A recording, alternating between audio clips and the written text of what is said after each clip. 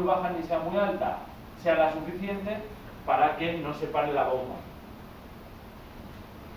¿Veis, no? De dónde viene todo.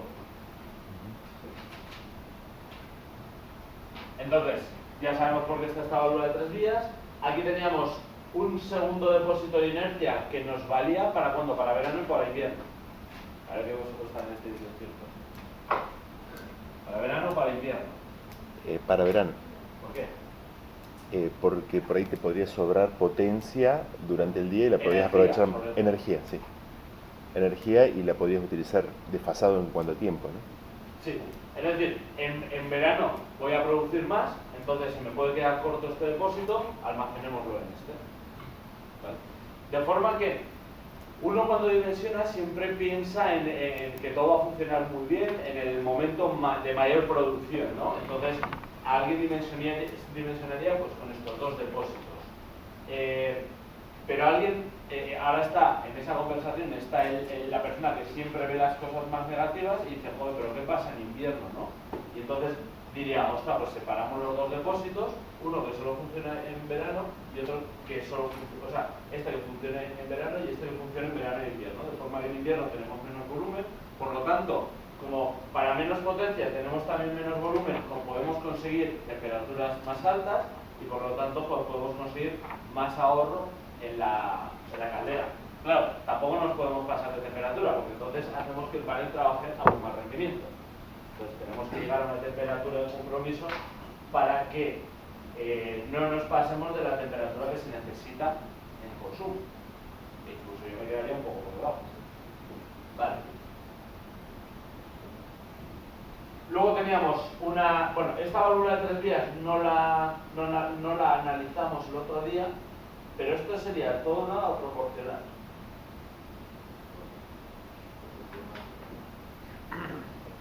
Vale.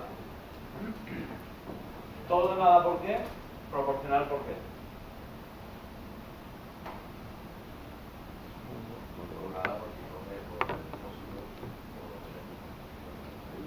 O funciona en modo verano o funciona en modo invierno. Esa es una opción. La de todo, la de proporcional.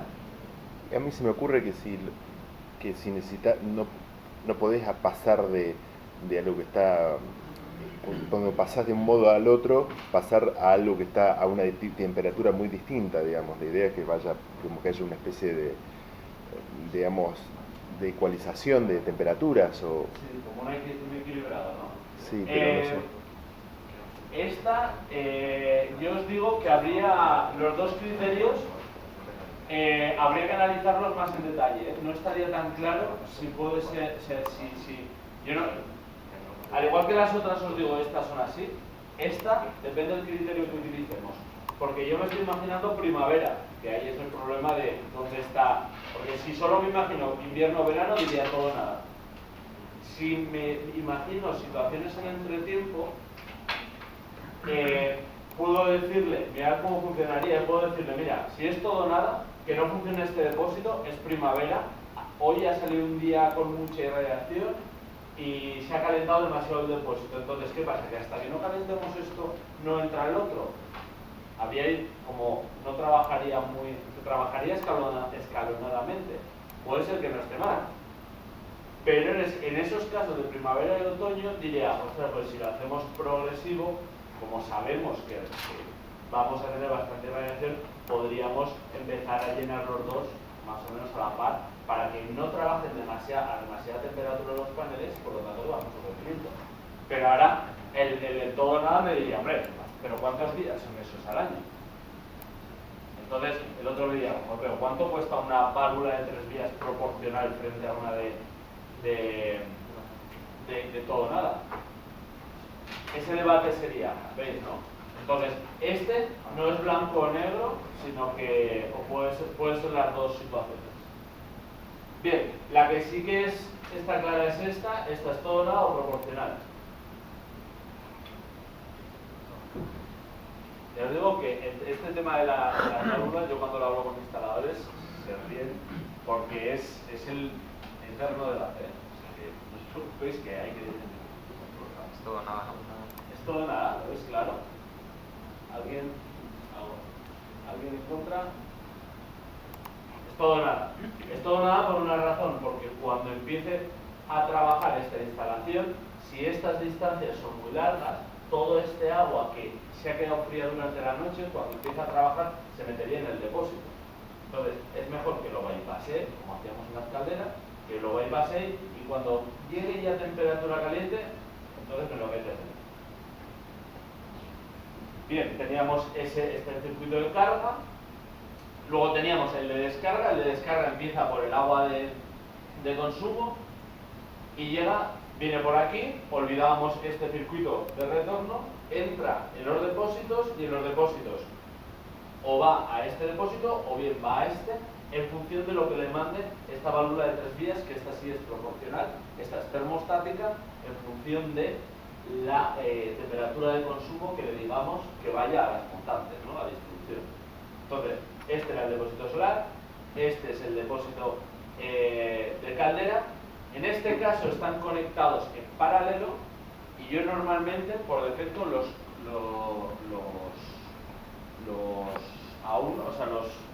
coloco, los conexiono en serie.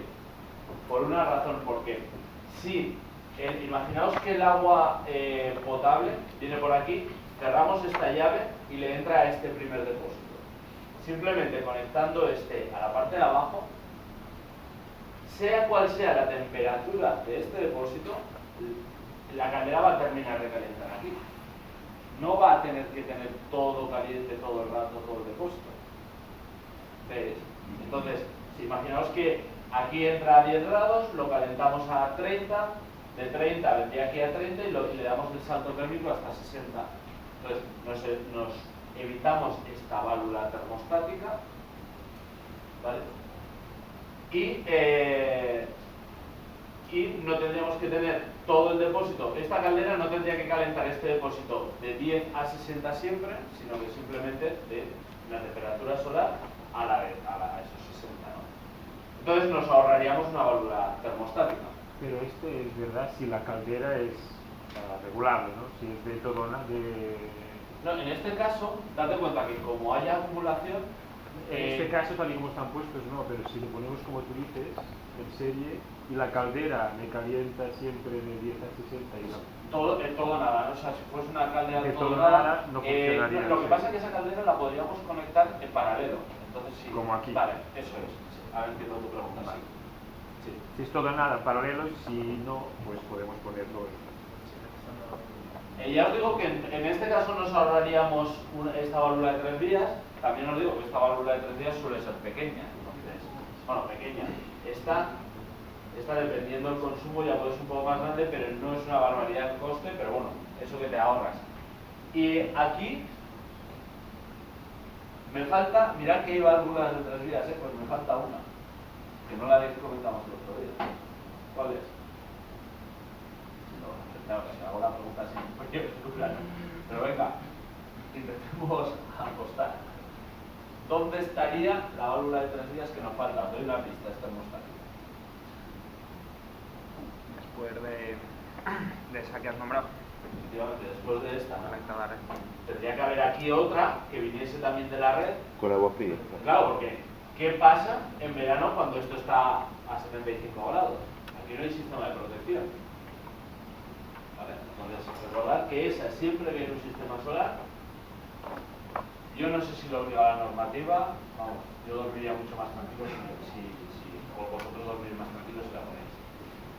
Bien, en el circuito de carga de calefacción, recordad que teníamos la entrada a caldera siempre por la zona de humos, subimos ya caliente, tenemos estos colectores que es para tener varias calderas o varias demandas, tenemos en la bomba de circulación, teníamos una válvula de 3 vías, esta es todo nada proporcional, todo nada.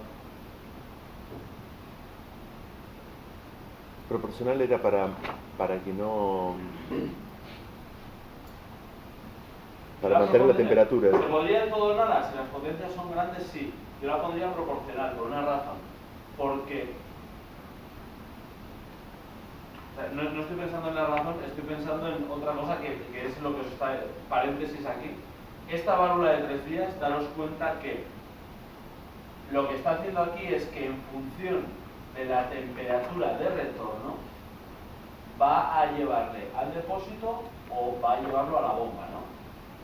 Ahora está trabajando en el lado caliente. Yo recomendé el otro día ponerlo en el lado frío, porque de esta forma nos va a durar un poco más. Y además, simplemente estas válvulas de 3 vías, si están aquí, pueden ser termostáticas, es decir, puede mezclar para determinar que siempre le llegue como mínimo a una temperatura determinada. Entonces, simplemente en este cabezal ya tenéis la temperatura a la que queréis que vaya a la caldera. Eso significa, detrás de lo que os estoy diciendo, que esta sería proporcional, porque si impulsamos a 60 grados y nos volviese a 10 grados, mezclaría 10 grados con 60 para conseguir la temperatura que yo quiero mínima a la vuelta. O estas calderas suelen impulsar a 80. Pues impulsan a 80 y juntarían 80 más 10 proporcionalmente para que le llegase 60, que es para que normalmente se diseñan estas calderas en retorno. ¿Entienden? Entonces, por eso sería proporcional. Si estuviese donde está ahora, podría decir, bueno, pongámosla toda. Pero si este depósito es relativamente grande, que tiene pinta, porque claro, semejante caldera para este depósito, claro, si en el momento que esto está caliente envío a depósito, como el depósito es grande, tardará en retornarme caliente. Entonces, ese intermedio que al final es cuando estamos intentando cortarle los tiempos de rampa a la caldera, pues lo vamos a cortar si es proporcional. Por lo tanto, yo me encantaría ahora por la proporcional. Habéis visto el hilo de argumento, ¿no? Es importante. Bien, y por último teníamos el circuito de recirculación, que esto era simplemente para que este circuito, imaginad que aquí está conectado al final del todo, esté caliente y así cuando alguien consume de aquí, pues tenga ya el agua caliente, ¿no? Una de las cosas que se me olvidó comentar ayer y comento hoy, para que veáis que esto realmente no está 100% bien dibujado, en los esquemas que planteéis puede haber dos niveles. Si vosotros ya sabéis qué tipo de depósitos vais a utilizar o no. Si sabéis el tipo de depósito, el instalador agradece mucho que le digáis en qué entrada tiene que entrar la tubería. En los depósitos hay bastantes, ¿vale? Y a lo que voy, hacia donde estoy yendo, es las alturas de los intercambiadores. Recordad que dijimos, ostras, ¿lo ponemos arriba, lo ponemos en medio o lo ponemos abajo? ¿Vale? ¿Están bien dibujados los dos?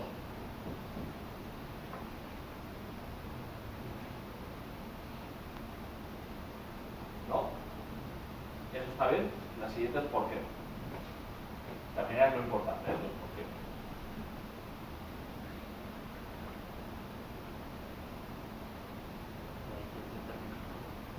Sí, por la distribución térmica, pongamos el primer caso. Depósito de caldera, ¿está bien o mal? Está bien, ¿Está bien? porque la entrada de agua fría es por hasta abajo, entonces tú lo quieres y cuando llegues arriba llegue más caliente. Claro, está bien por una razón, porque tú sabes que la caldera, sea el momento que sea, va a trabajar y va a trabajar a unas condiciones. Aquí te voy a impulsar a esos 80. Claro, esos 80, ya si lo pones abajo, vas a calentar hasta arriba.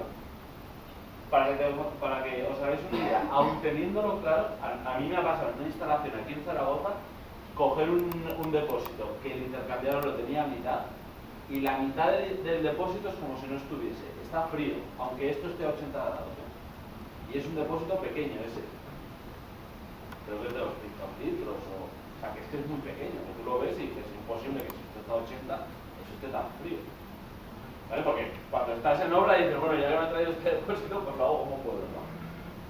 Pero para que veáis que si lo ponéis aquí tenéis un problema, porque estáis evitando, a no ser de que el intercambiador llegue hasta abajo. Si hasta abajo está bien, ¿vale? Pero siempre por abajo. Porque si el intercambiador, yo sé que aquí siempre entra a 80, si el intercambiador entra por aquí, aunque esto ya lo haya calentado a 80, vale, aquí no transferimos el calor, pero conforme me lo encuentre frío ya transferiré el calor.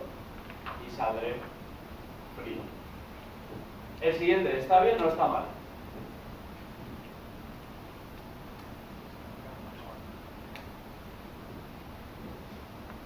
Recordad cómo lo pensábamos? Aquí hemos empezado pensando que la temperatura de aquí es constante, la de allí no es constante. En función de la hora del día va a venir una temperatura u otra. Entonces, ahora bien, si esto depende de la temperatura que vaya a entrar, pues, ostras, pues lo meto por aquí o por aquí o por aquí. Entonces, término medio, pues a 3/4 partes de la altura del depósito. Y sí, esto sí es importante, que el intercambiador baje hasta lo más abajo posible. Porque de esta forma vamos a aportarle calor a la parte más baja. Porque la regulación me va a decir que, o sea, me va a medir esta temperatura, es decir, la más fría y la del captador, la más caliente. Y va a jugar con eso. ¿Veis? Es importante eso, que si tenéis por lo que sea, el día de mañana, decir, mira, quiero aprovechar este depósito y este intercambiador está a mitad de altura, que la zona de temperatura que pongáis, la pongáis de donde va a retornar el intercambiador. Porque si no podría ser que esto estuviese a 50 grados, esto a 20, y estuviese saliendo el panel a 35 grados y estáis enfriando el depósito. ¿Entiendes esto? Sería la temperatura en el punto donde entra el Lo fluido dibujo. caliente. Imaginaos que tenemos este depósito y tenemos el intercambiador y nos acaba aquí, y esto viene de nuestros paneles. ¿Sí?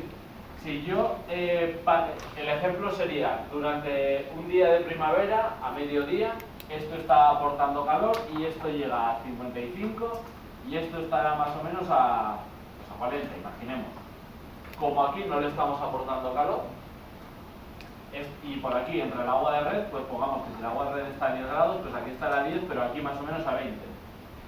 Si a la hora de hacer el control, este regulador, que va a medir la temperatura de los paneles, va a medir la temperatura aquí abajo. En el momento que aquí esté funcionando a, pues estos 10 grados, más 7, 17 grados, cuando aquí haya 17 grados, yo le estaré impulsando a 17 grados cuando mi depósito, donde yo puedo transferir calor, que es esta parte de aquí arriba, está por encima de 40. Entonces, le estoy enfriando, me lo estoy llevando otra vez al panel. Entonces, si yo quiero aprovechar este depósito por ahorrarme pasta, diría, pues entonces mete la sonda aquí, que es de donde te va a retornar el intercambiador. Porque si no tengo un problema con esta parte de aquí. Es decir, pensar que estáis utilizando la mitad del depósito. Vale. Bueno, este es el típico esquema de los que yo recomiendo que cuando vayáis a una instalación os la dibujéis y luego os sentéis en una mesa tranquilamente y lo analicéis porque todo esto hay que pensarlo y son demasiadas variables como para integrarlas, ¿no? Luego, bueno, con el AutoCAD ya podéis hacer, si queréis, ponerle colores, y yo esto de los colores os lo recomiendo mucho al principio. Luego os enseñaré una instalación bastante más compleja en el cual lo que hago es decir, si es invierno, que me funciona así, y dibujo por dónde iría el flujo y así compruebo que no me va a ir a otro lado. Si me va a ir a otro lado le pongo una válvula antirretorno, es decir, voy controlando los modos de funcionamiento de la instalación. Entonces, yo también os digo, este esquema en concreto está por exceso, es decir, las tuberías ya dibujar los dos lados del tubo sombreando, digamos, o coloreando la parte interior del tubo igual es excesivo. A mí me gusta un poco más simbólico, porque la parte más simbólica lo que hace es te dice la misma información, pero te quita ruido, digamos, te quita. A mí me da igual que este intercambiador tenga todo esto así, con un cuadrado y una raya se entiende que es un intercambiador. Y a la hora de analizar todo el circuito, si os pongo esto diréis, joder, cuántas cosas hay. Si lo hacemos en un esquema simbólico, vais a ver que es mucho más sencillo que todo esto. Bien, analicemos este esquema. Por un lado tenemos el circuito primario, este de aquí. En este caso tenemos un intercambiador de placas externo. Entonces tendremos un circuito primario de carga y uno de descarga. ¿Sí? Lo primero que yo veo aquí es que tenemos bombas dobles. Eso quiere decir que la superficie de captación, como poco, es 50 metros cuadrados. Es decir, lo que dice la normativa es que si la superficie es mayor de 50 metros cuadrados, recordad, bomba doble. Bien, veis aquí, tenéis esa doble llave de entrada y salida. Aquí tendríamos un llenado que depende de cómo esté esta bomba, puede ser automático o manual. Es manual cuando normalmente está apagada, aunque se vacíe el depósito, o sea, el circuito, y en el momento que va el de mantenimiento, la enciende y puede arrancar, o sea, puede llenar y parar, ¿no? Después tenemos un grupo de bombeo, iría a los paneles, volvería, y aquí tenemos el aerotermo. El aerotermo, en este caso, si os dais cuenta, no tiene válvula de 3 vías y lo único que tiene es una bomba. ¿Se veis? ¿Lo veis? Es otra forma. Ahora bien, criterio para utilizar el aerotermo, o conectar hidráulicamente el aerotermo con su propia bomba o utilizar la bomba del circuito primario. Porque hace poco estaba con un fabricante de centralitas de regulación y me decía, yo siempre pongo la conexión así. Y yo le decía, bueno, depende. Igual es que en tu caso más típico son los unifamiliares, pero en grandes instalaciones igual no, o al revés. Y me explico. Paneles, el grupo de bombeo, tenemos nuestro depósito, tenemos nuestro intercambiador y ahora le ponemos una válvula de 3 vías, ponemos el aerotermo y yo normalmente acostumbro a dibujarlo así, ¿no? Es decir, que la misma bomba me vale o bien para ir al aerotermo o bien para ir al depósito. Pero claro, alguien en su sano juicio podría decir, ostras, es que si esta altura es muy grande, la cantidad de tubería que tienes que echar es una pasada. O sea, ya lo primero, no he puesto la válvula de 3 vías aquí y me he subido el aerotermo hasta arriba, sino que lo he cogido de la parte de arriba, donde esté cerca del aerotermo, ya me he ahorrado unos metros de tubería y después solo retorno una tubería, que es la tubería ya fría, ¿no? Pensar que una tubería con el aislamiento, o sea, completa, cada metro de tubo suelen ser unos 40 euros. Echa metros de tubo que en las instalaciones hay metros de tubo. De hecho, es lo que encarece las instalaciones, toda la tubería, ¿no? Entonces, si decimos, imaginaos que aquí tuviésemos un edificio de 10 alturas, es decir, como mínimo aquí hay 30 metros. A nada que esté un poco separado el aerotermo, 40 metros. Por 40 euros el metro son 800 euros. Claro, ahora ese representante de sistemas de regulación me decía, hombre, es que yo no lo hago así. Yo quito esta válvula de 3 vías, quito esta tubería y lo que hago es poner aquí una bomba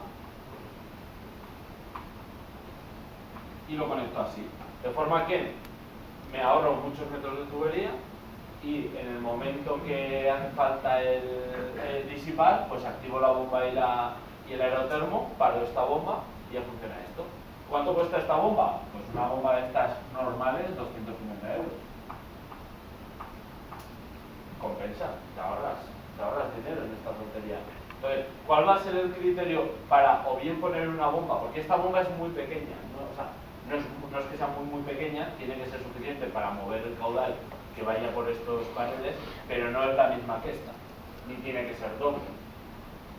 Entonces, si las distancias son largas, compensa poner una bomba, y si las distancias son pequeñas, directamente sin bomba, ¿vale? Entonces, ¿de qué va a depender? Al final, cuando os hablo de distancias, en el fondo, siendo prácticos, os estoy diciendo que si en un edificio la instalación está encubierta y los depósitos están en cubierta, las distancias suelen ser pequeñas. Entonces solo pondría una bomba. Si el depósito está aquí abajo, Entonces, las montantes tienen muchos metros de tubería, entonces pondría ese sistema. ¿Veis, no? Por eso, con este ejemplo, con este representante de centralitas de regulación, os estoy intentando decir de fondo que no hay nada que sea totalmente sí o sí o sí siempre se hace así, sino os estoy intentando hacer cuestionar las cosas y que cuando os digan una afirmación absoluta, aún digáis, mira, pues voy a buscar el peso, ¿sabes? Para que tengáis criterio, que es importante.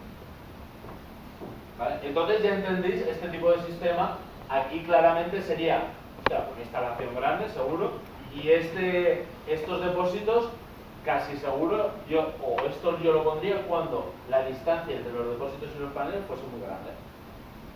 ¿Vale? Bien, entonces, después tenemos el de placas. Recordad que al menos, o sea, con más de 20 paneles, yo ya empezaría a poner de placas, o sería en el momento que me lo empezaría a cuestionar. Recordad, 20 kilovatios, 20 paneles, más o menos, es decir, aquí tenemos una bomba doble, es decir, 50 metros cuadrados de paneles, es decir, 25 kilovatios como poco. ¿Veis que encaja el porqué de las cosas con el dimensionamiento? Repito el número que acabo de decir. Si la superficie tiene que ser mayor de 50 metros cuadrados, un panel más o menos van a ser 2 metros cuadrados, es decir, tengo 25 paneles. 25 paneles, dijimos que más o menos sean 25 kilovatios. ¿Veis la secuencia, no? Y dijimos que esto era así porque la potencia es igual al rendimiento por el área por la irradiación. Esto es 1, esto es 2 y esto es 0,5. Es decir, esto es 1. 1 kilovatio por cada 2 metros cuadrados de paneles. ¿Sí? Es decir, que más o menos tiene sentido este esquema que han planteado. O ya más o menos me estoy imaginando cuál sería el tipo de edificio que podría tener este tipo de instalación. Bien, si analizamos el agua de red, viene por aquí, se mete en este depósito. Cuando se calienta, va a la parte de abajo de este depósito y se consume. Va a consumo, tiene una válvula termostática, recordad, para proteger. Y estos están conectados entonces en serie o en paralelo. En serie. Perfecto. Y ahora llegaríamos a esa polémica que surgió el otro día, en la cual alguien decía, decía lógicamente, ostras, pero el agua de red la estamos mezclando con el agua solar consumida. ¿Veis? La estamos directamente uniendo. Y yo ahora me cuestionaría esto, porque ahí dices, bueno, la están mezclando. Vale.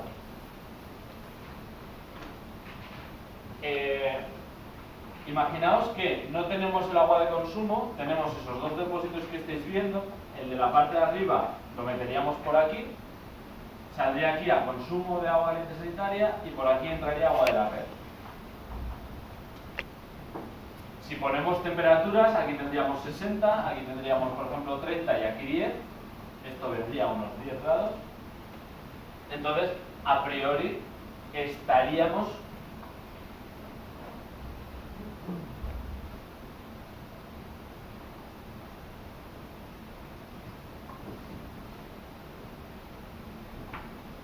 ¿vale? A priori estaríamos como quitando la estratificación que hayamos conseguido.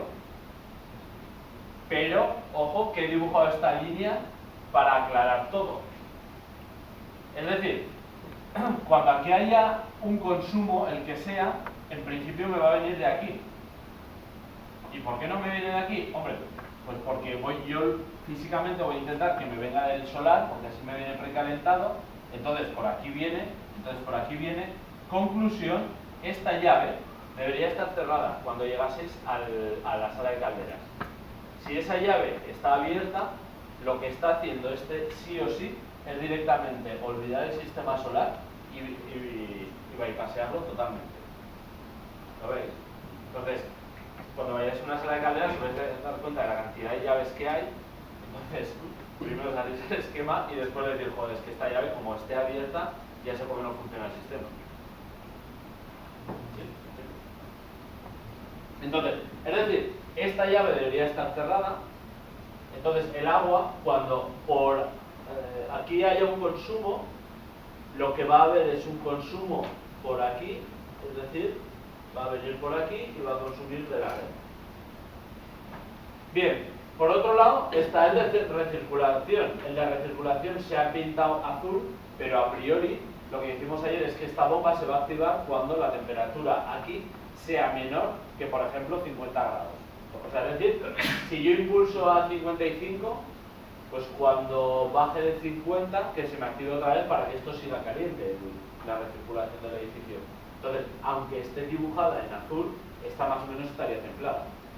Lo que yo haría es, en vez de introducirlo aquí, porque si yo lo introduzco aquí, lo que estoy haciendo es que recirculo y me llevo calor solo de la caldera, yo lo metería en alguna parte de este circuito, es decir, yo lo metería pues en alguna entrada que tuviese aquí, o a mitad. Lo mejor sería a mitad, de hecho.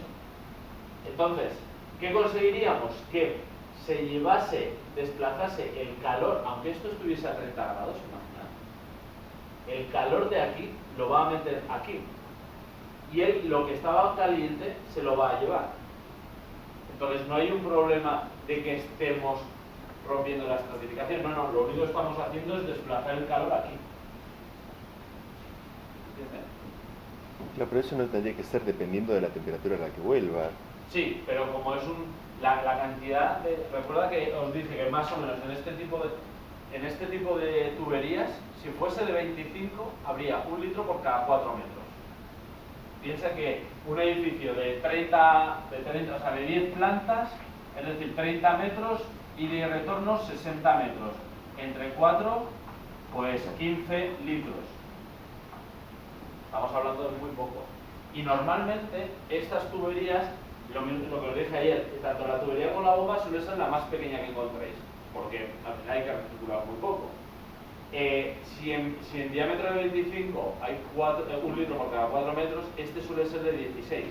O sea que todavía hay más. No tengo que echar la cuenta, pero seguro que hay por cada más metro, o sea, 1 litro en más metros. Vale.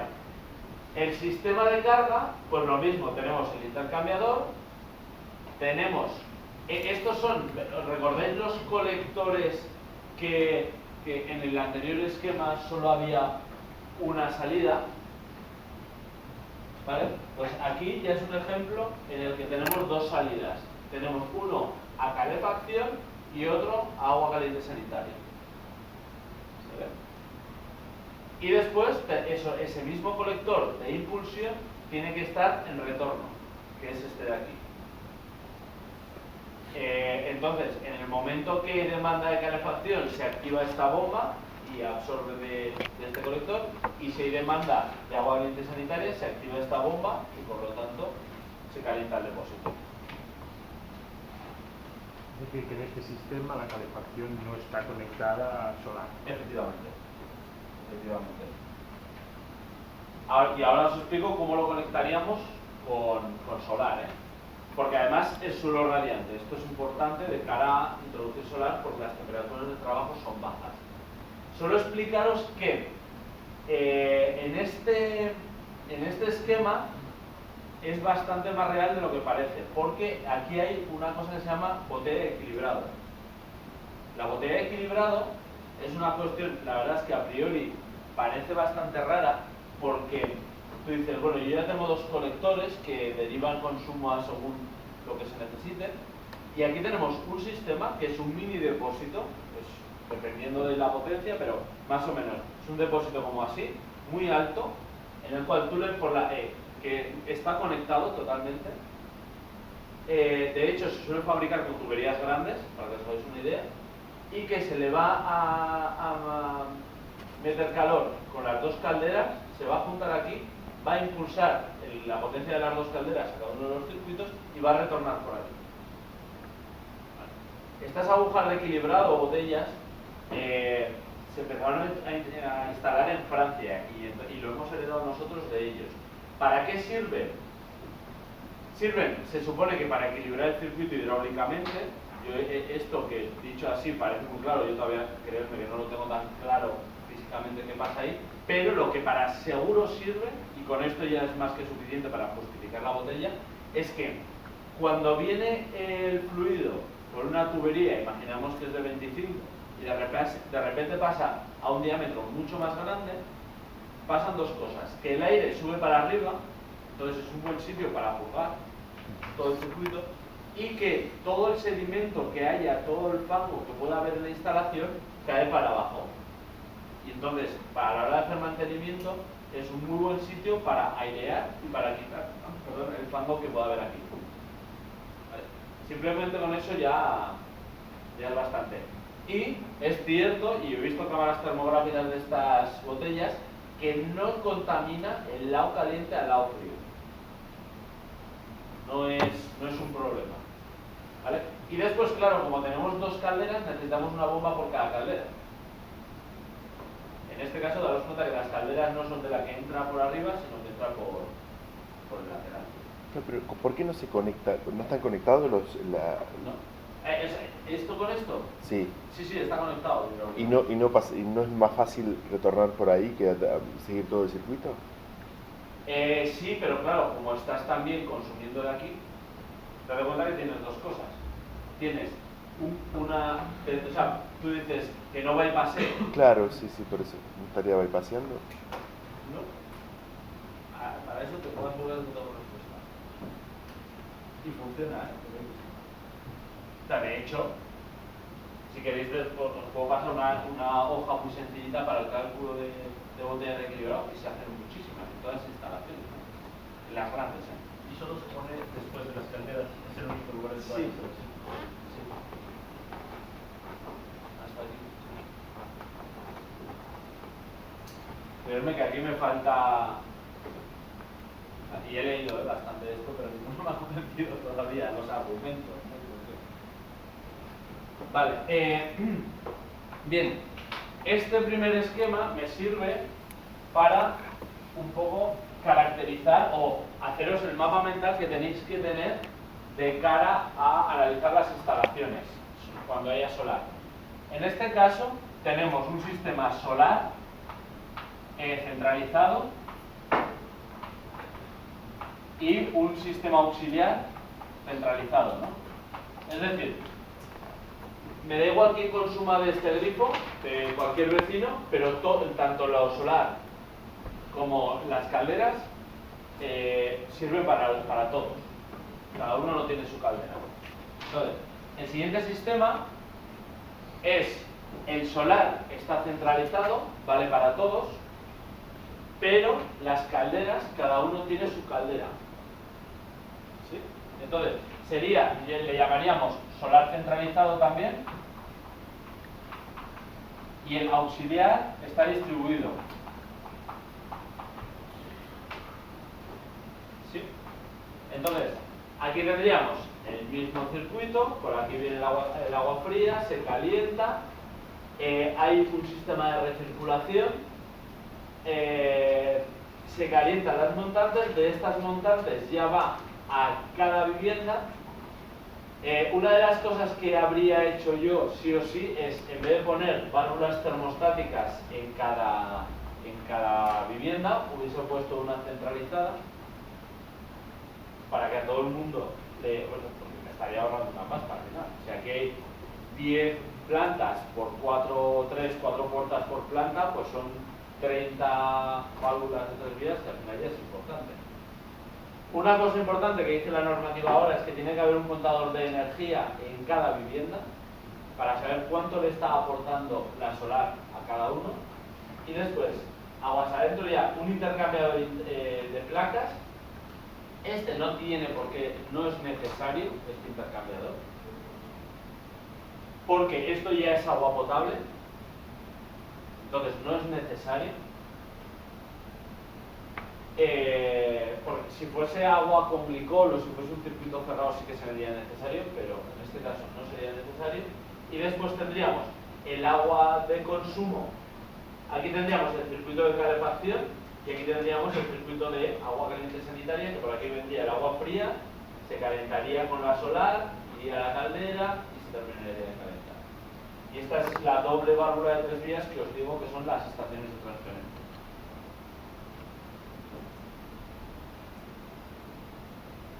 ¿Se entiende? Estación de transferencia que En la estación de transferencia, recordar que era un equipo que se pone debajo de la caldera, que lo que consigue es que, bueno, tú lo conectas hidráulicamente y puede aprovechar la solar. La estación de transferencia era compactar las dos válvulas de 3 vías que necesitamos para estas calderas, las termostáticas, con las triplex, y así esto ya entiende que un comportamiento normal del usuario. Claro, cuando le pones un intercambiador de placas ahí, ¿no estás perdiendo calor, Sí. energía, todo, digamos? Sí, claro. Por eso yo digo que a priori aquí no haría falta. Aquí no haría falta intercambiador. ¿Cuándo haría falta intercambiador? Pues si dijésemos, mira, es que estas tuberías son muy largas, por la razón que sea, y en vez de gastarnos en tubo de multicapa o de reticulado, pues decimos, mira, ponemos el tubo de acero negro, ponemos un depósito de inercia aquí más barato, de acero negro, y este agua directamente recircula, no tendría consumo de la red, directamente sería un circuito cerrado, que lo que consiste es en transferir el calor desde en los paneles hacia estos circuitos, o sea, prepararse el calor aquí.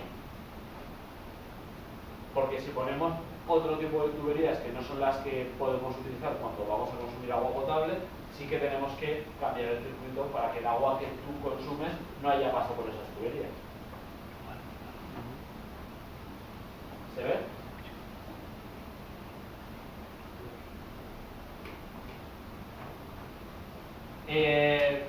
Os dije el otro día que más o menos de cara en este tipo de circuitos se van a instalar cuando hay una rehabilitación de un edificio.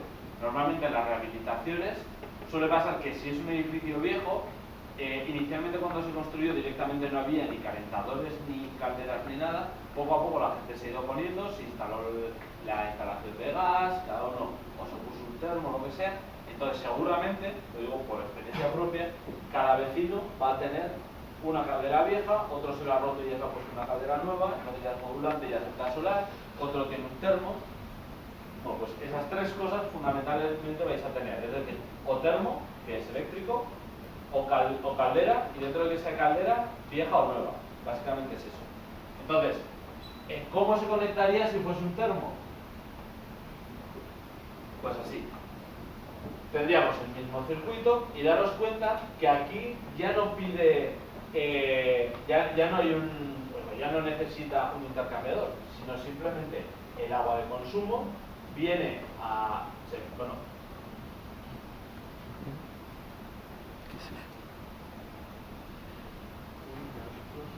el agua de consumo, yo esto como si no estuviese, ¿vale? Y ahora os explico por qué. Estas flechitas y esta tubería. El agua caliente que consuma este usuario, el contador que lo va a medir va a ser un contador centralizado, porque así el agua que tú consumes para el circuito solar es el que tú vas a consumir en tu casa. Entonces, esto es uno de los problemas que surgen a la hora de hacer una rehabilitación con solar, porque inicialmente hay un contador por vivienda. Bueno, pues ahora hay que añadir otro para la solar, que suele colgar de servicios generales. O sea, en todas las comunidades hay un contador adicional que es para el servicio de limpieza, para la calefacción, para ese otro agua que se utiliza y que es de todo, no es de cada usuario. Entonces, hay que poner otro contador y ese contador es el que, a partir del cual va a consumir todos los usuarios.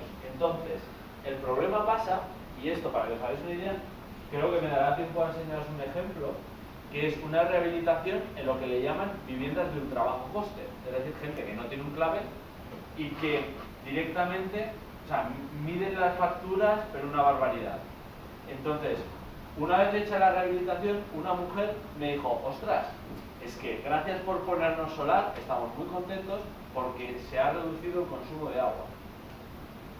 O sea, el solar te ahorra la energía, pero el agua no. O sea, no crea agua, ¿no? Entonces, es cuando dijimos, claro, es que, o le expliqué a esta mujer, claro, es que tienes otro contador que se lo paga la comunidad y que ese se repartirá, y entonces lo que hay que hacer es saber cómo repartir el consumo de este en función de los diferentes usuarios. Entonces, lo que les hice a la comunidad de vecinos, absurdo, pero lo valoraron mucho, es una Excel de broma, que tú metías el contador de agua, que igualmente tenían, de agua fría, porque al final no le vas a poner un equipo para contabilizar lo que consume cada uno, tiras de alguna referencia que tengas. Entonces, coges los contadores de agua fría, que más o menos representan el consumo de cada usuario, y proporcionalmente repartes el de este contador. Entonces es, digamos, lo más justo y rápido para repartir el nuevo consumo. No es nuevo el consumo de agua, sino que lo has dejado de quitar de aquí y lo pones aquí. ¿Se entiende? Y digamos que esa forma simplifica mucho la instalación. ¿Ves, no? La paradoja. Que, o sea, muchas veces también eso es otra de las ideas que intento transmitir, que muchas veces la energía solar no es solo la parte técnica, sino es la parte social que hay detrás de todo esto. Ejemplo, en esta vivienda del trabajo-coste, lo promocionaba el ayuntamiento y decían, queremos poner solar, queremos poner ascensores, porque no tenían, queremos poner... Y claro, esa vivienda estaba acostumbrada a que si fuera hacía frío en casa, pues más o menos hacía frío. Pero ahora, si les vas a dar unas condiciones de confort, o van a tener un ascensor para subir, o van a tener unas placas, todo esto lleva un mantenimiento. Ese mantenimiento hay que pagarlo. Y eso antes no estaban pagándolo. Entonces, claro, tú les haces una rehabilitación para que ahorren, sí, pero eso es a largo plazo, pero a cambio le estás haciendo pagar un mantenimiento. ¿Ves? Entonces, esto hay que pensarlo mucho. Porque en la primera instalación que hizo así el ayuntamiento, lo que pasó es que pusieron calderas centrales y hubo gente que empezó a no pagar. Entonces, claro, repercutía mucho más sobre los vecinos que pagaban. Entonces, que las instalaciones solares no es la parte técnica solo, sino que tenéis que pensar cómo va a repercutir sobre el usuario. Esto me gusta ver, ¿no? Bien, entonces, hemos dicho que es sistema centralizado y auxiliar distribuido, ¿no? Igualmente. También puede darse el caso, y también se va a dar caso en rehabilitaciones en las que la solar directamente no tenga acumulación y se acumule de forma distribuida. O sea, aquí habría una... Igual tendría que haberlo puesto así, lo voy a poner para que lo veamos. Digamos, hay tres partes. Solar centralizado más acumulación centralizado. En la otra era también solar centralizado, acumulación centralizada, y ahora es solar centralizado, acumulación distribuido y auxiliar distribuido. ¿Se ve esto? Entonces, aquí la característica fundamental que tiene es que la acumulación está en cada vivienda. Por lo tanto, estás ocupando sitio en la vivienda. Por lo tanto, no le gusta al usuario, razonablemente. Pero ¿por qué vas a tener que invadir la vivienda cuando normalmente hay espacios en servicios generales? Cuando no los hay. Es decir, imaginaos que tenéis una rehabilitación de un edificio, así, que aquí en bajo cubierta no os cabe el acumulador, y que en el patinillo, en el zaguán cuando tú entras, tampoco hay. Solo está el espacio del pasillo y ya hay, a la derecha hay una vivienda, a la izquierda hay otra, y ya no hay sitio para servicios. O sea, no hay espacio físico. Entonces no hay espacio para acumular. Entonces si tú pones las placas aquí, ¿dónde acumulas? Aquí no te cabe. Pensar que estás pendientes de estos tejados suelen ser de 25 grados. O sea, que no te da altura. Y en muchos de los casos este forjado no soporta el peso de un depósito. Entonces, o lo refuerzas y incrementas costes, o tienes que buscar una solución. Entonces, en esos casos puede ser útil poner esto. Entonces, la última tipología, digamos, por ordenaros un poco la cabeza, sería la solar distribuida, o sea, todo distribuido, acumulación distribuida, y auxiliar distribuida. ¿Cuándo sería todo distribuido? Por ejemplo, en adosados. En los adosados puede ser que si ahora no, tenemos un caso encima de la mesa de que un montón de adosados quieren ponerse solar. Entonces, por un lado dices, ostras, pongo una instalación por cada vivienda, entonces sería solar para cada vivienda, acumulación para cada vivienda y el auxiliar para cada vivienda. Disculpa, ¿qué serían los adosados? Adosados son viviendas unifamiliares juntas, pared con pared.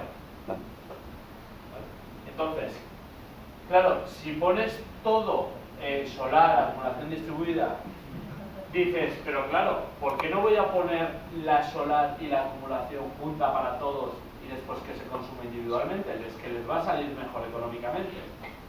Pero llegas a la comunidad y te dice, y ya empiezas a ver el percal, unos se llevan mal con otros, ¿qué pasa si vendo la casa? Cuando la casa está existente, tenemos un problema al hacer algo conjunto. Lamentablemente es así. Entonces, yo si la casa está hecha, os recomiendo que no os compliquéis la cabeza, vais a luchar contra marea y lo hagáis todo distribuido. Si es una promoción nueva, entonces sí que entra la posibilidad de decir, oye, porque solo hablas con uno, que es el promotor, y ese le dices, oye, la solar y la acumulación que sea centralizado y después el auxiliar distribuido puede ser. Vale, pues entonces ya estaríamos en este caso. ¿Veis? Entonces, en función del caso al que tengáis que ir, solar, acumulación y auxiliar, os tenéis que cuestionar si es centralizado o distribuido.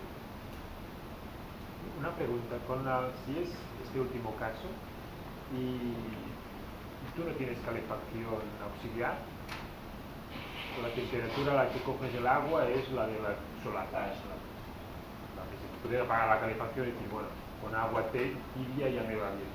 Sí, de hecho nosotros tenemos un caso en Fuentes, aquí en Zaragoza, en un pueblo de al lado, que es eso, es el mismo caso. Que dice, mira, yo a 25 30 grados, bueno, hasta ahora me he duchado con agua fría, o sea que todo lo que venga será bienvenido, ¿no? Entonces, el tío es el hombre más feliz del mundo. Nada que pone un poco. Sí, pues esta gente, digamos, muy concienciada y que no quiere gastar combustible. Entonces, con esto os quería explicar simplemente cuando tengáis una hoja en blanco y tenéis que proponer algo, os estructuréis la cabeza así y ya, ostras, os va a acotar mucho las posibilidades, ¿no? Y una vez que ya tenéis más o menos claro esto, pues ya entras en detalle y decís, ostras, pues la instalación es grande, pequeña, y ya vais afinando, de arriba a abajo.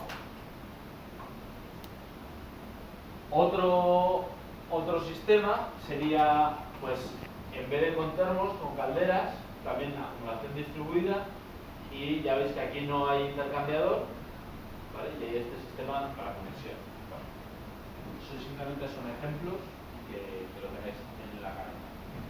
Bien. ¿Recordáis que el primer día os dije que claro, la normativa exige que, digamos, que os lo puse desde las directivas europeas hasta que hay un código técnico y ese código técnico exige un tanto por ciento, ¿no? O sea, del agua caliente sanitaria, un tanto por ciento de contribución solar. Que no para calefacción, porque ¿qué hacemos con eso en verano? Y entonces agua caliente sanitaria. Entonces, lo que voy a explicaros ahora es, y creo que esta presentación la tengo, no sé si la tengo actualizada o no, pero bueno, si no os lo explico. ¿Qué exige la normativa? ¿Qué exige a nivel español en el Código Técnico de la Edificación? Y el Código Técnico de la Edificación nos puede servir de referencia porque hay otros países que directamente lo han copiado. ¿Vale? Por ejemplo, Chile es un país que directamente ha cogido el Código Técnico y prácticamente con variaciones lo ha fusionado. Entonces, que el Código Técnico os puede servir de referencia si alguno sois de otro país para tenerlo como criterio. Entonces, ¿qué dice el Código Técnico? Lo primero, establece zonas climáticas. Es decir, no es lo mismo la irradiación de Sevilla que la irradiación de Bilbao. Entonces nos tenemos que adaptar. Especialmente en España, si veis el mapa de irradiación de Europa, la zona norte no está muy lejos de Alemania y la zona sur es África, o sea, en cuanto a niveles de radiación hablo, o sea, es decir, hay una diferencia muy grande. Y esto, además, porque lo tengáis como concepto, que esto es importante, no es que haya menos intensidad de radiación, sino que hay muchas más nubes. Es decir, el día que no hay nubes, esto se calienta y se calienta mucho. ¿Vale? Y esto me lo decía un tipo en Oviedo. Me decía, no, es que aquí no es que no tengamos radiación. Yo, ya sé que tenéis radiación, pero tenéis un poco de nubes. Es decir, que ¿esto qué conlleva? Que imaginaos que hay una semana de cielos claros en Oviedo, puede haber sobretemperatura. Es decir, que no se están evitando los sistemas auxiliares. Así como en Alemania, pues ya no tiene tanto sentido pues un aerotermo, porque la instalación no hay tanta irradiación, por lo tanto. Pero aquí sí, porque la irradiación depende sobre todo de la latitud y luego la irradiación a lo largo del tiempo sí que depende de las nubes. Entonces, establece 5 zonas climáticas: la 1, la 2, la 3, la 4 y la 5. Luego, lo que vamos a hacer es decir, mira, en función de las zonas climáticas y en función del consumo,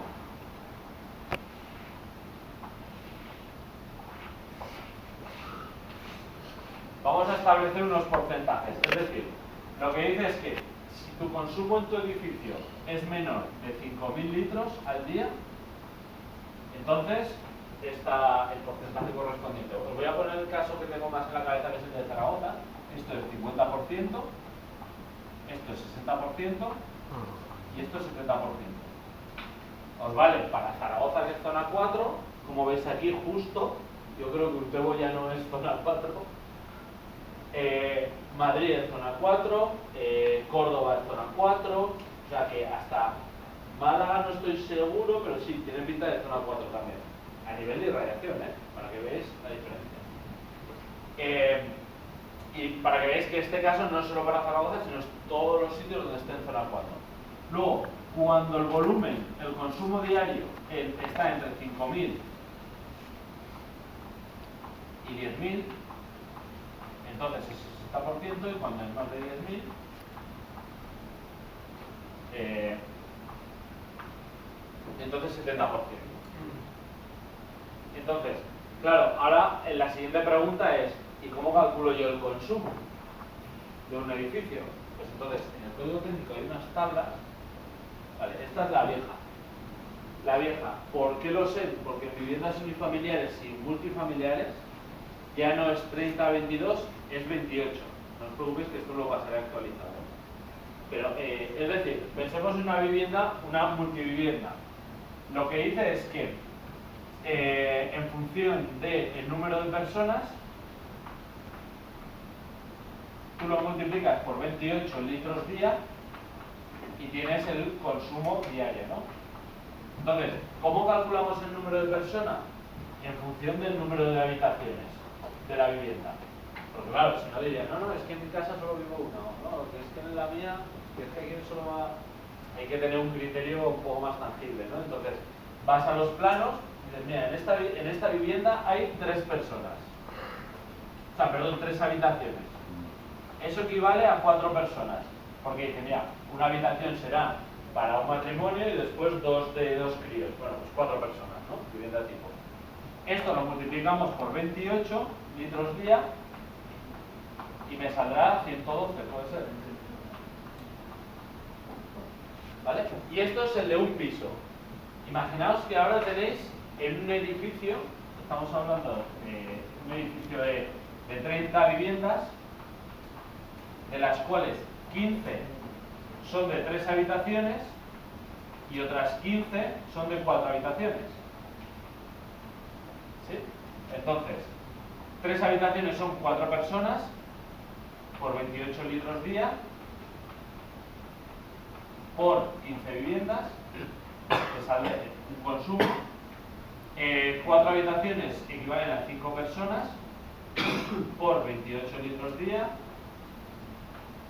por 15 viviendas y sumo todo y me dará un volumen, en el volumen total de consumo, ¿no? también en el nuevo código técnico, que no lo tengo, mira, aquí hay, y por esto pido perdón, porque hay una mezcla entre la anterior y la nueva. Esto ya es de la nueva, ¿sí? Es decir, en la zona 4 el 50-60 y simplemente está discretizado entre 5.000, 10.000, 5.000, 10.000 y 10.000. Y luego, en la normativa, lo que dice es que, claro, si hay si es un edificio de 30 viviendas o si es de 100 viviendas, no es lo mismo, el ratio no es el mismo. Entonces, aplica un factor de corrección de simultaneidad que se llama y, por ejemplo, ese factor de simultaneidad, ya os lo pasaré bien, pensar que sea del 0,85. Pues entonces, el volumen total que os haya salido lo multiplicáis por 0,85 y tenéis el consumo total de la vivienda. ¿Sí? Y con ese consumo, si me sale 4.900, diré, bien, me quedo solo el 50%. Si me sale 6.500, irá a 60, y si me sale más de 10.000, pues 70%.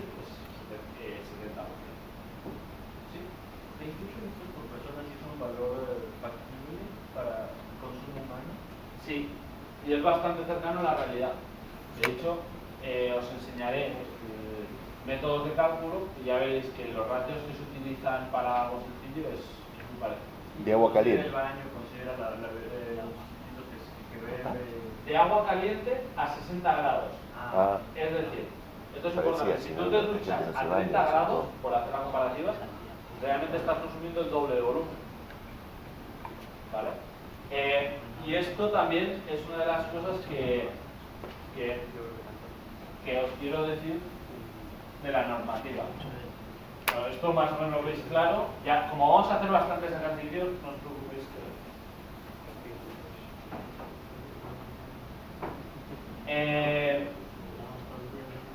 lo que quiero decir es que el consumo que exige la normativa es a 60 grados. Pero alguien puede decir, no, mira, es que mi consumo, porque es un proceso industrial, por lo que sea, por la razón que sea, yo quiero que mi consumo sea a 45 grados. Entonces, lo que te dice la normativa es que tienes que aplicar una fórmula, que la fórmula es muy muy sencilla.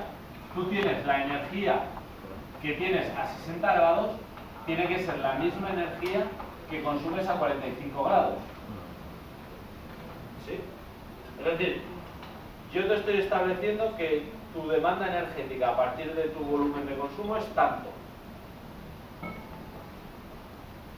Es decir, si yo voy a consumir agua a 60 grados, lo que estoy consumiendo es un volumen por calor específico por la diferencia de temperaturas.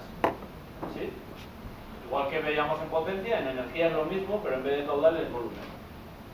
Entonces, la diferencia de temperaturas, ¿cuál es? 60 menos la temperatura de red, que sean 10, por ejemplo. Entonces, lo que te dice es que si me quieres cambiar la temperatura porque dices que vas a impulsar el agua a otra temperatura, vale, me parece perfecto, pero que se mantenga la energía que vas a consumir va a ser la misma. Entonces, él te dice, vale, pues eso, el volumen a 60 tiene que ser igual a, o sea, el volumen a 60 por el calor específico con la diferencia de temperatura, es decir, la energía a 60 grados tiene que ser la misma que a 45, es decir, el volumen a 45 por el calor específico por la diferencia de temperatura, es decir, 45 menos 10. ¿Se entiende?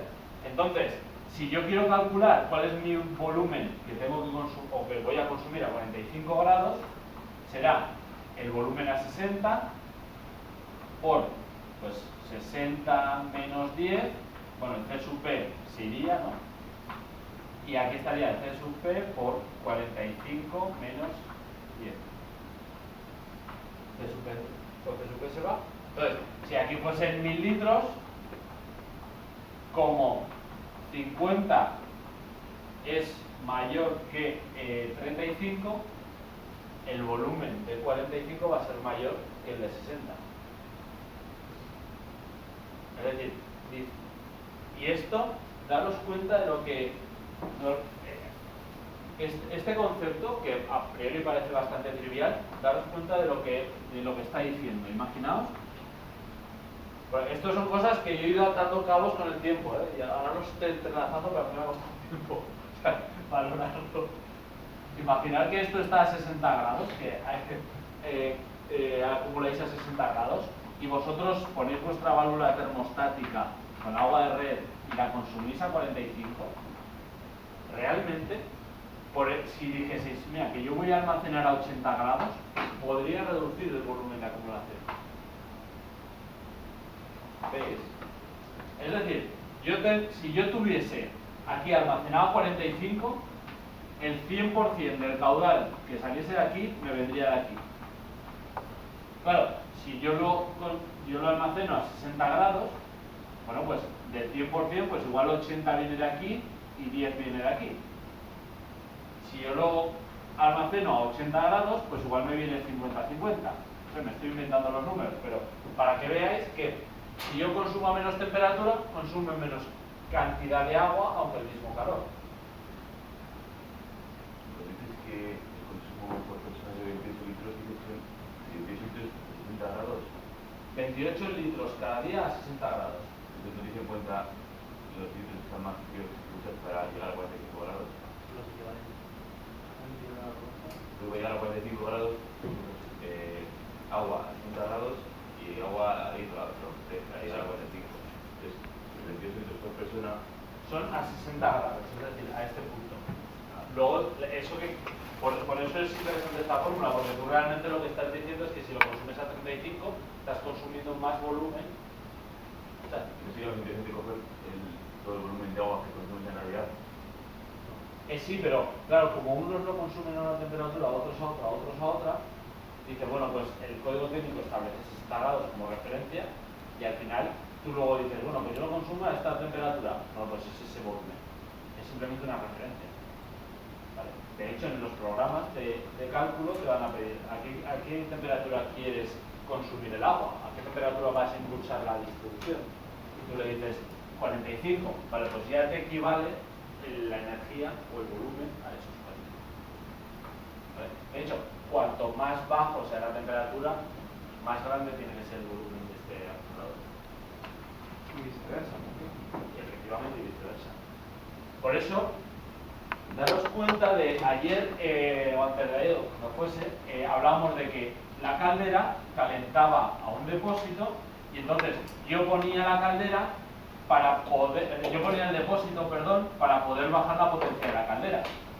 Daros cuenta que yo para dar servicio, en las puntas de consumo que haya, yo lo que tengo que jugar es entre la potencia y el volumen de la caldera, puedo ir jugando con ello para decir, ostras, bajo potencia de caldera y subo un poco de volumen de acumulación. Siempre que se mantenga que el consumo lo está suministrando, tú con esto puedes jugar en costes. Es decir, bueno, pues voy a almacenar más temperatura y entonces me ahorro volumen de acumulación y me ahorro caldera. Ya, pero entonces gastas más energía porque hay más pérdidas. Todo esto es lo que hay que valorar. Y esa solución es la que nos trivial.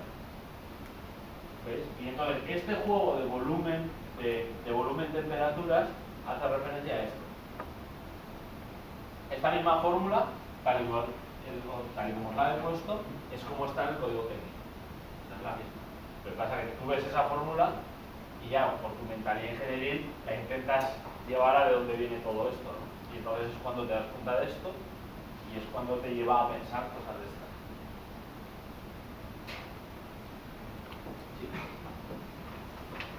Vale. Luego, en esta presentación tengo el método de la servilleta de papel, bla bla bla, no me importa ahora. Esto sí que me importa de cara a este tipo de gráficas, no el método, pero sí la gráfica, es decir, el porcentaje que nos estaba pidiendo, el tanto por ciento ese del 50% que hablábamos, es, claro, en enero y febrero, en función de los meses, tenemos diferentes coberturas. Entonces lo que tenemos que hacer es un promedio anual y decir, mira, este promedio, el 50%, vale, pues ese es el que me vale. Y después, el código técnico no limita en cuanto a que esto pueda ser muy pequeño, sí que limita en que esto se sobrepase.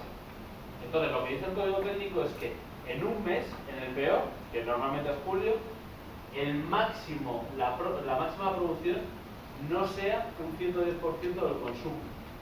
Es decir, que no te pases un 10%.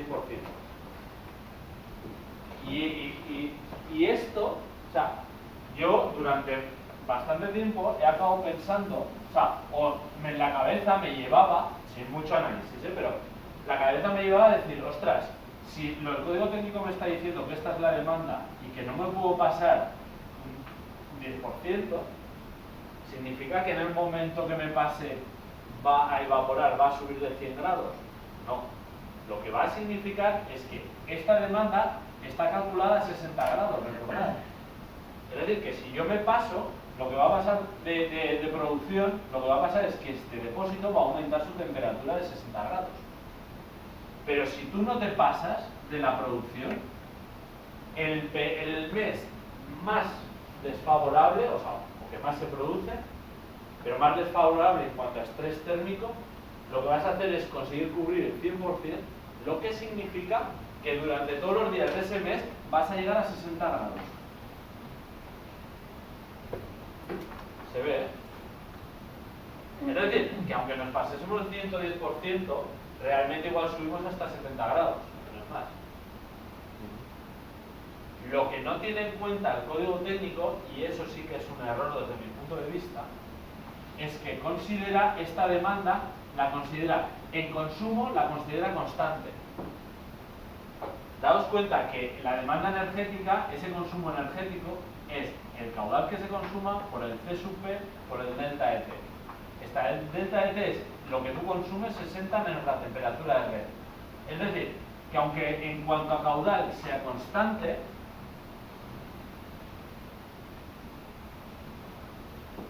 como la temperatura en los meses de verano es más grande, esto es más pequeño, por lo tanto el consumo respecto a esto es más pequeño y en invierno es más grande, por lo tanto te hace una curva así. ¿Sí? Esto lo tiene en cuenta, de hecho, daros cuenta que esto hace un poquito de bajada, pero hace muy poquito.